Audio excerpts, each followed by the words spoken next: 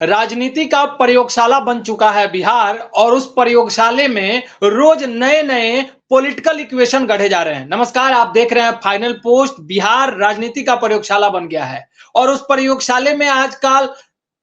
प्रयोगशाला में आजकल चिराग पासवान की खूब चर्चा हो रही है। आइए इसी पे चर्चा करते हैं। दिल्ली से हमारे editor in chief Dnyaneshwar Gautam sir जुड़ चुके हैं और उन्हीं से जानते हैं कि क्या चिराग पासवान और प्रशांत किशोर एक साथ एक मंच पे आ जाएंगे या चिराग पासवान, भाजपा और प्रशांत किशोर एक साथ एक मंच पर आ जाएंगे और नीतीश कुमार को डैमेज करेंगे, या फिर नीतीश कुमार, प्रशांत किशोर और चिराग पासवान एक साथ आ जाएंगे और भाजपा को डैमेज करेंगे। इसी तरह की जो बातें चल रही है बिहार में, क्योंकि चिराग पासवान का तेवर जो है वो अभी बदलता हुआ दिखाई दे रहा है। इसी पे चर्चा करते हैं, क्योंकि राजनीति में ना कोई दोस्त होता है ना कोई दुश्मन होता है और अमूमन वादा तो सब लोग करते हैं और वादा टूट जाता है। आइए इसी पे चर्चा करते हैं। स्वागत है सर आपका। धन्यवाद पुरुषोत्तम। चिराग पासवान की जो तलखी वाली तेवर है उस पर तमाम तरह की कयास लगाई जा रही है। बातें तो बहुत सारी निकल करके सामने आ रही है, लेकिन आप बताइए आपके पास क्या खबर है। देखिए पुरुषोत्तम, हाथी के दांत खाने के अलग और दिखाने के अलग होते हैं जी। बेसिकली आप ये मान लीजिए कि बिहार की राजनीति में जो भी एक्सपेरिमेंट होंगे, बिहार की राजनीति में जो भी प्रयोग होंगे, उन सारे प्रयोगों के पीछे कहीं ना कहीं भारतीय जनता पार्टी निश्चित तौर पे खड़ी मिलेगी आपको। अभी जैसे कि चिराग पासवान ने घोषणा की कि झारखंड में वो अकेले अपने दम पर चुनाव लड़ेंगे।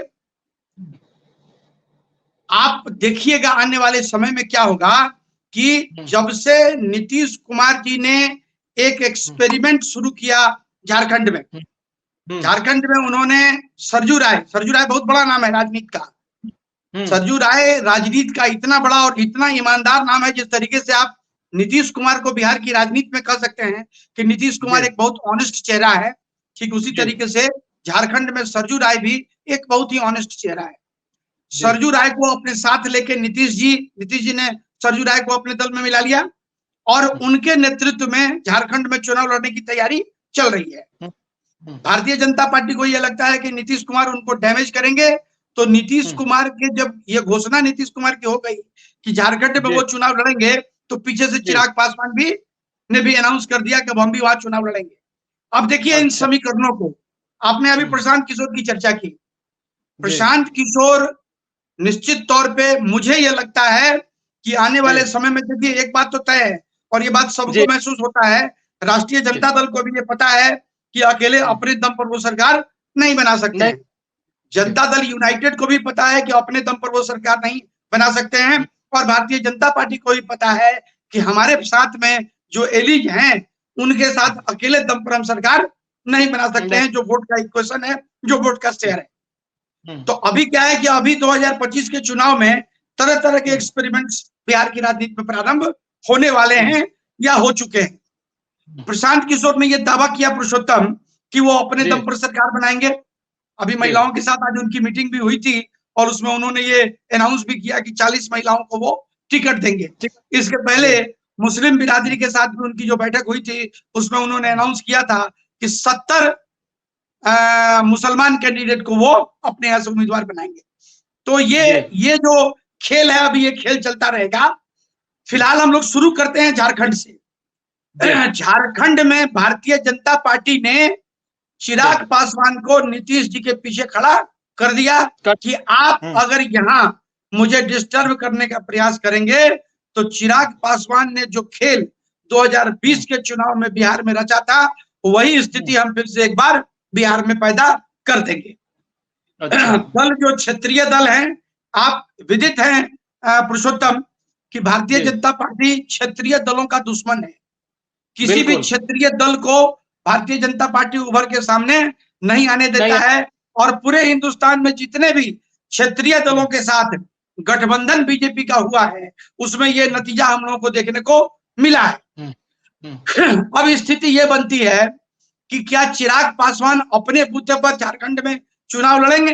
घोषणा तो उनकी हो गई, लेकिन हमें जो प्रतीत होता है वो ये प्रतीत होता है कि चिराग हमें ये प्रतीत होता है कि चिराग पासवान नीतीश जी को उनके कद को छोटा करने के लिए अपने दल को झारखंड में लेके जा रहे हैं। ये तैयारी चिराग पासवान की है और इसमें बीजेपी की सह उनको मिली हुई है। रही बात प्रशांत किशोर और चिराग के कॉम्बिनेशन की, तो देखिए एक्सपेरिमेंट की धरती बिहार है और इसमें कोई ऐतराज नहीं है, क्योंकि आप एक चीज देखेंगे कि प्रशांत किशोर की तलखी नीतीश जी से थोड़ी ज्यादा है, आरजेडी से भी है, लेकिन भारतीय जनता पार्टी के साथ उनकी तलखी दिखती नहीं है। पिछले लोकसभा चुनाव में भी आपने पुरुषोत्तम देखा होगा कि उनको खूब अच्छे तरीके से ये पता था कि Bharatiya Janata party absolute majority में नहीं आ रही है। बावजूद इसके उन्होंने क्या किया, बावजूद इसके उन्होंने अनाउंस किया कि बीजेपी 303 के पार जा रही है। जानबूझ कर दिया। हाँ, जानबूझ के दिया हुआ बाइट था, ताकि एक नैरेटिव सेट हो जाए जनता के दिमाग में कि हम अपनी सरकार भारतीय जनता पार्टी को एब्सोल्यूट मेजॉरिटी मिल जाए। और इनके स्टेटमेंट से, क्योंकि प्रशांत किशोर को पूरे देश में लोग फॉलो करते हैं, इससे कहीं इनकार नहीं है। तो और दूसरा ये आपको बताएं पुरुषोत्तम की, जब आप पॉलिटिकल आंकड़ों को देखेंगे, राजनीतिक आंकड़ों को देखेंगे, तो आप ये महसूस करेंगे कि 4 से 5% वोट जो है ना, वो वोट आपको ऐसा होता है जो हवा के रुख के साथ मुड़ के वोटिंग कर देता है। तो वैसे जो वोट थे, उस वोट को प्रशांत किशोर ने मोल्ड करने की कोशिश की, अपनी तरफ घुमाने की कोशिश की, लेकिन वो सफल नहीं हो पाए। या हो सकता है कि भारतीय जनता पार्टी 240 से भी नीचे आ जाती, यदि प्रशांत किशोर का मैजिक कुछ चला तो वो 240 तक पहुंच पाए।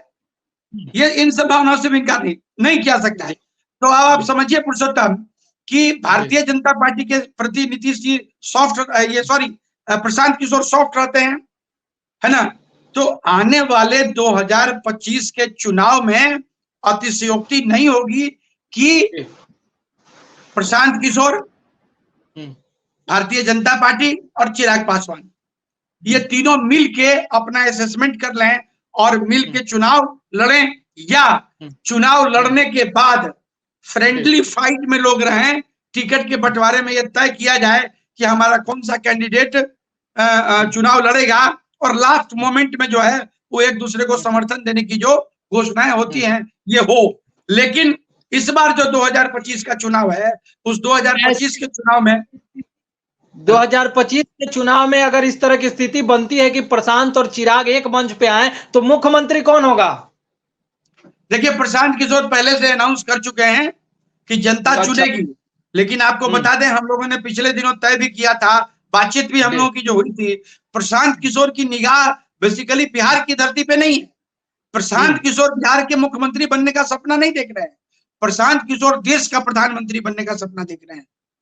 अच्छा। और जो उनका राजनीतिक तजुर्बा है, उस राजनीतिक तजुर्बे के हिसाब से मुझे ये लगता है, मैं दूसरों की बात नहीं कर सकता, मुझे ये लगता है कि प्रशांत किशोर की निगाह जो है वो देश की गद्दी पे है, और बिहार की गद्दी चिराग को सौंपने में उनको कोई दिक्कत नहीं होगी।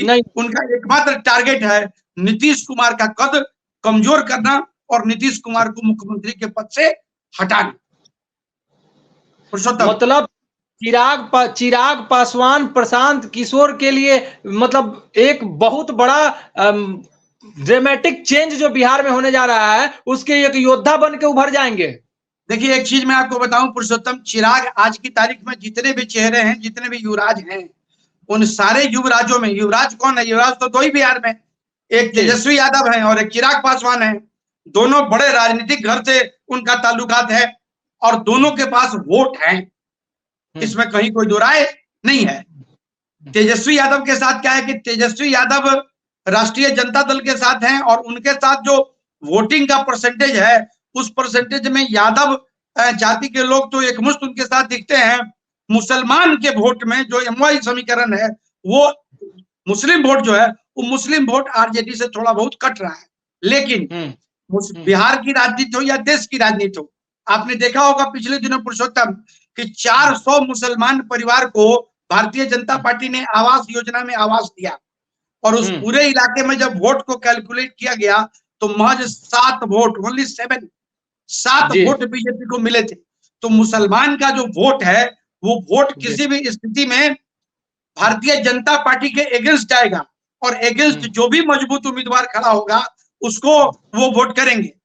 अब प्रश्न ये उठता है कि एनडीए के का हिस्सा नीतीश कुमार भी हैं, एनडीए का हिस्सा चिराग पासवान भी हैं, एनडीए का हिस्सा जीतन राम मांझी भी हैं और एनडीए का हिस्सा भारतीय जनता पार्टी भी है।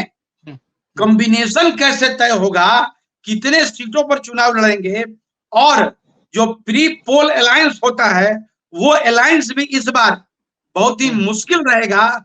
और एक बात और मैं आपको बता दूं पुरुषोत्तम कि अतिशयोक्ति नहीं है कि कॉम्बिनेशन अगर नहीं बन पाए तो एक बार फिर से नीतीश जी महागठबंधन के साथ मिलकर चुनाव लड़े। मैं नीतीश कुमार पर ही आने वाला था। इस सबों में तो सबसे बड़े सिकंदर कहें, धुरंधर कहें, वो नीतीश कुमार हैं और नीतीश कुमार बखूबी सब चीजों को देख रहे हैं और समझ रहे हैं। तो अंतिम सवाल है आपसे कि क्या नीतीश कुमार बिहार में चिराग पासवान के कद को और उभरने देंगे और बढ़ने देंगे? क्योंकि आपको याद होगा कि नीतीश कुमार ही एक ऐसे शख्स हैं जिन्होंने रामविलास पासवान के कद को भी छोटा करने का काम किया था। बिल्कुल सही सवाल है आपका पुरुषोत्तम। देखिए नीतीश जी के बारे में जो उनको जानते हैं वो एक बात जरूर कहते हैं कि नीतीश जी किसी को छेड़ते नहीं हैं, लेकिन कोई उनको छेड़ता है तो उसको वो छोड़ते भी नहीं है। नहीं। तो आज भले नीतीश कुमार चिराग पासवान के कंधे पर हाथ रख दिया, उन्होंने चिराग पासवान को आशीर्वाद भी दे दिया और इसमें बड़ी भूमिका निभाई भारतीय जनता पार्टी ने, लेकिन जो गांठ पड़ी हुई है बिहार की राजनीति में, जो गांठ पड़ी हुई है, तो नीतीश जी अपना 2020 का जो दर्द है उस दर्द को भी भूलने को तैयार नहीं दिखते हैं। अब ये चीजें तो समय के गर्भ में है कि आने वाले दिनों में इनके कॉम्बिनेशंस कैसे काम करेंगे, लेकिन एक बात तय है कि इस बार 2025 का जो चुनाव होगा उसमें कई नए समीकरण गढ़े जा सकते हैं। बहुत बहुत धन्यवाद सर आपका। तो आप देख रहे थे कि 2025 के विधानसभा चुनाव में क्या कुछ होगा और प्रशांत किशोर का क्या अहम रोल होगा, चिराग पासवान क्या कुछ करेंगे और इस सब पे पैनी निगाह नीतीश कुमार की भी बनी हुई है। तो 2025 का विधानसभा चुनाव बड़ा दिलचस्प होगा। तो जुड़े रहिए हमारे साथ, देखते रहिए फाइनल पोस्ट। और कैसा लगा ये एपिसोड कमेंट में अपनी जानकारी जरूर रखिएगा। बहुत बहुत धन्यवाद।